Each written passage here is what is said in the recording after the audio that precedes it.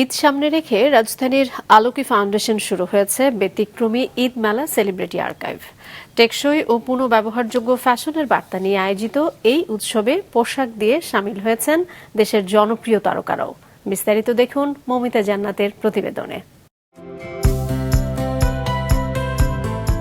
ঝলমলে তারকাদের সবই ভালো লাগে ভক্তদের। তাদের পোশাক, তাদের ব্যবহার্য প্রতিটি জিনিসের প্রতি থাকে দুর্নিবার আকর্ষণ। তবে যদি কখনো সুযোগ মেলে সেগুলো নিজে ব্যবহার করার, তাও আবার নিতান্তই স্বল্প মূল্যে।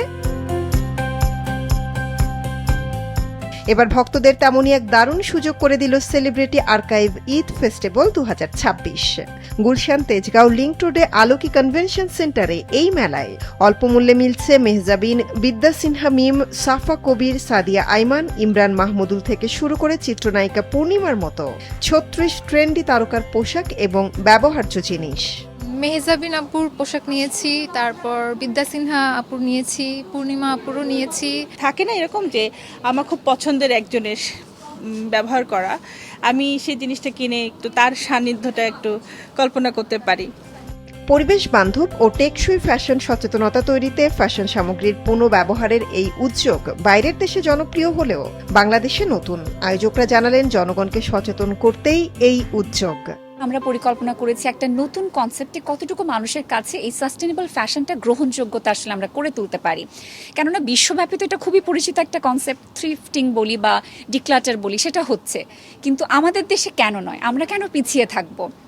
এবং ওয়ার্ল্ড ওয়াইড আসলে রিসাইক্লিংও করা হয়, কিন্তু আমরা রিসাইক্লিংটা যার যার উপরেই স্বাধীনতা দিয়ে দিই। আমরা আসলে রিথিঙ্ক বা রিইউজ, রিস্টাইল করে আমাদের ভালোবাসার কাপড়গুলো পরতে পারবো। এবং আমাদের খুব ভালোবাসার জনপ্রিয় কিছু সেলিব্রিটি আমাদের সাথে আছেন। পূর্ণিমা আপু আছেন, মেহজাবিন চৌধুরী, বিদ্যা সিনহা মিম, পিয়া জান্নাতুল, শবনম ফারিয়া, পারসা ইভানা, মৌসুমি মৌ কাপড় দিয়েছে। মানে আমরা অর্গানাইজার, আমরাও কাপড় দিচ্ছি, আমাদের কাপড় ভক্তরা এসে কিনে নিয়ে যাচ্ছে এবং পছন্দের মানুষের আসলে তারকাদের কাপড় নিচ্ছে। তো এই উদ্যোগটা আমরা চাই এখানে থেমে না থেকে আরও এগিয়ে যাক, সবার মাঝে ছড়িয়ে যাক এই কনসেপ্টটা।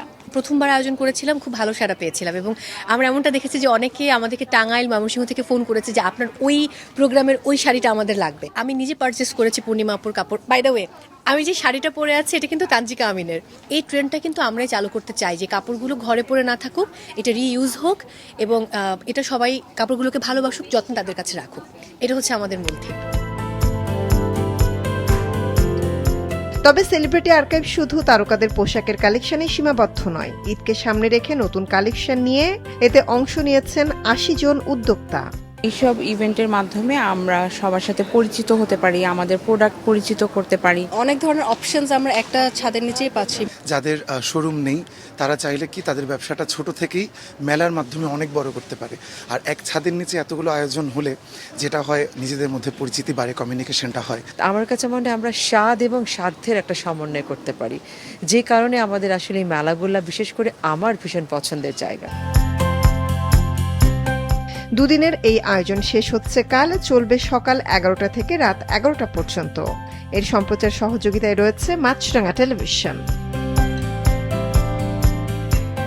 মৌমিতা জান্নাত, মাছরাঙা সংবাদ, ঢাকা।